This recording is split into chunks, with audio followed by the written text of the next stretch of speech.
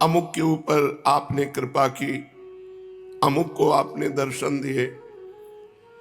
इन प्रसंगों को मुझे अधीर होना चाहिए सुनकर, किंतु कृपालु, अधीर होना तो अलग रहा, मुझे तो विश्वास तक नहीं होता कि ऐसा हुआ भी होगा या नहीं। बहुत चाहता हूं, बहुत चाहता हूं कि तुम्हारा सतत स्मरण करूं। बहुत चाहता हूं तुम्हें छोड़कर दूसरा विचार ही न उठे। कान तुम्हारे गुण कीर्तनों के अतिरिक्त दूसरी सांसारिक बातें सुने ही नहीं। जिह्वा निरंतर तुम्हारे ही नामामृत का पान करती रहे। नेत्रों के सन्मुख तुम्हारी वही ललित त्रिभंगी युक्त बाकी चितवन नृत्य करती रहे। पैरों से तुम्हारी प्रदक्षिणा करूं, हाथों से तुम्हारी पूजा अर्चा करता रहूं और हृदय में तुम्हारी मनोहर मूर्ति का ध्यान किया करूं। किंतु नटनागर, ऐसा एक क्षण भी तो नहीं होने पाता। मन न जाने क्या इधर उधर की सोचता रहता है। जब कभी स्मरण आता है तो मन को बार बार धिक्कारता हूं कि अरे नीच, न जाने तू प्रभु को छोड़कर व्यर्थ की बातें क्यों सोचता रहता है। अरे उन मनमोहन की छवि का चिंतन कर, जिसके बाद फिर कोई चिंतनीय चीज ही शेष नहीं रह जाती।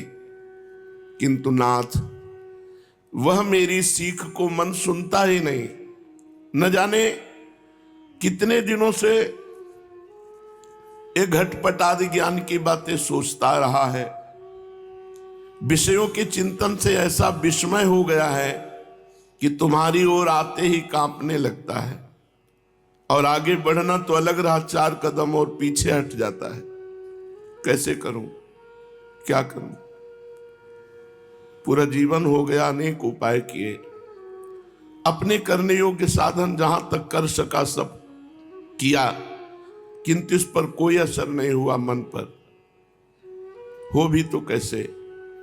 इसकी डोरी तो तुम्हारे हाथ में है ना।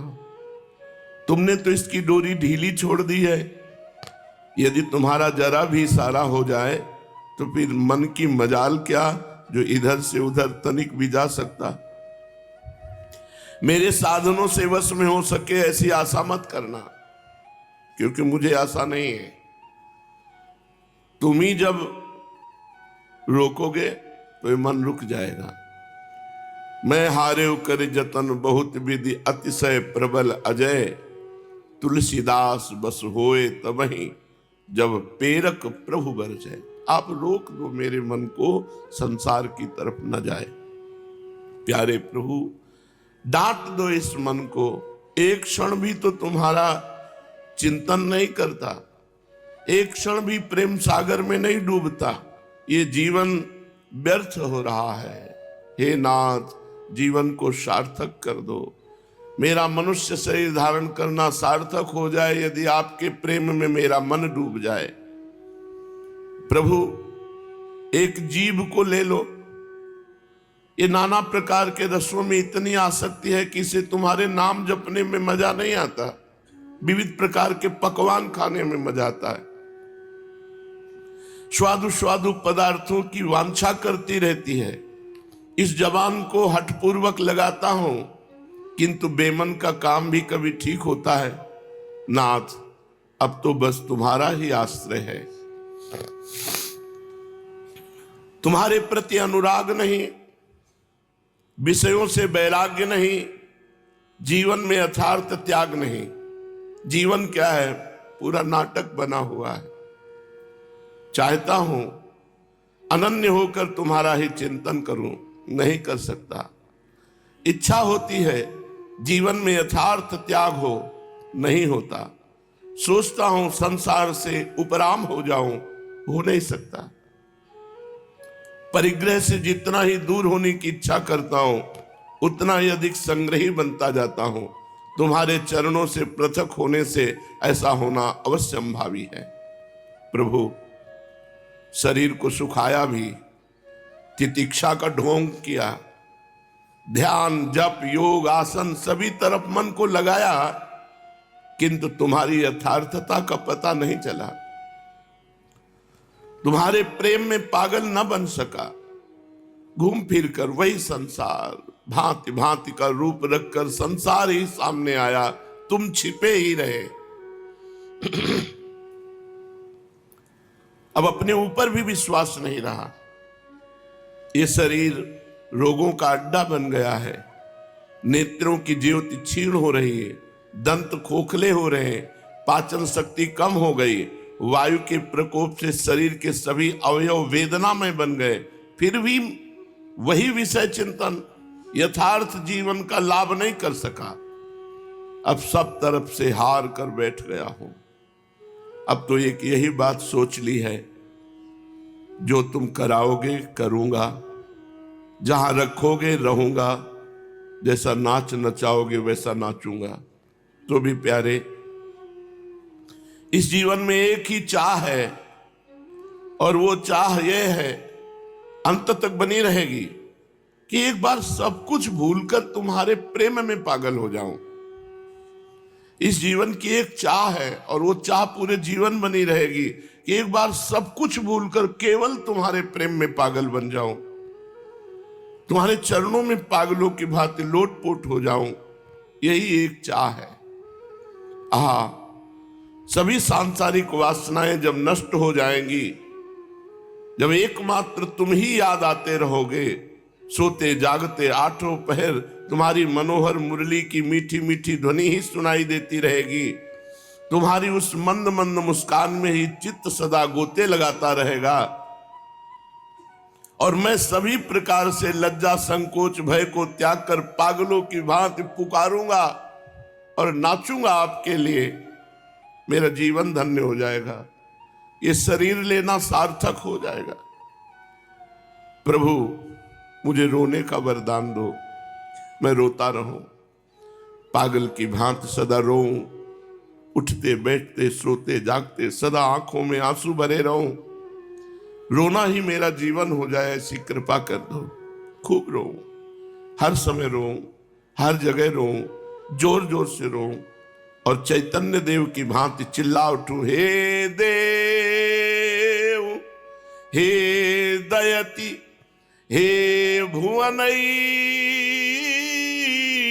बंधो,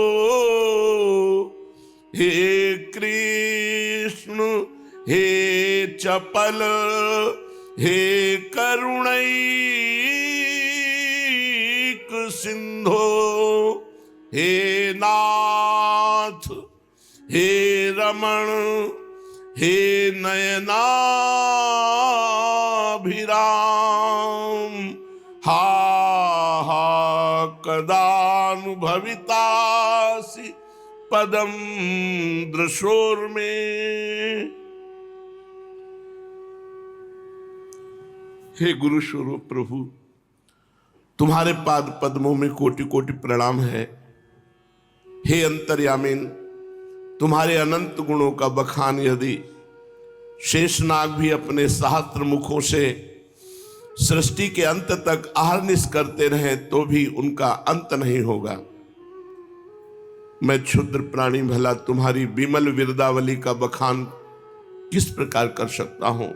जब शेष जी तुम्हारी महिमा नहीं पार पा सकते, तो मैं एक मनुष्य शरीरधारी क्या आपकी महिमा का बखान करूं।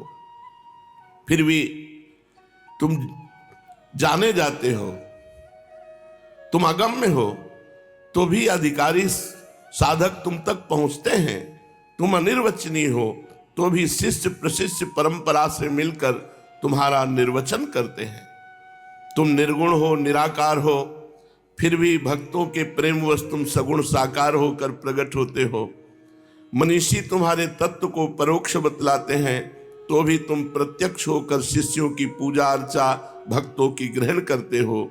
हे गुरुदेव स्वरूप प्रभु, हे प्रभु स्वरूप गुरुदेव, इस प्रकार तुम्हारे रूप को बारंबार नमस्कार है।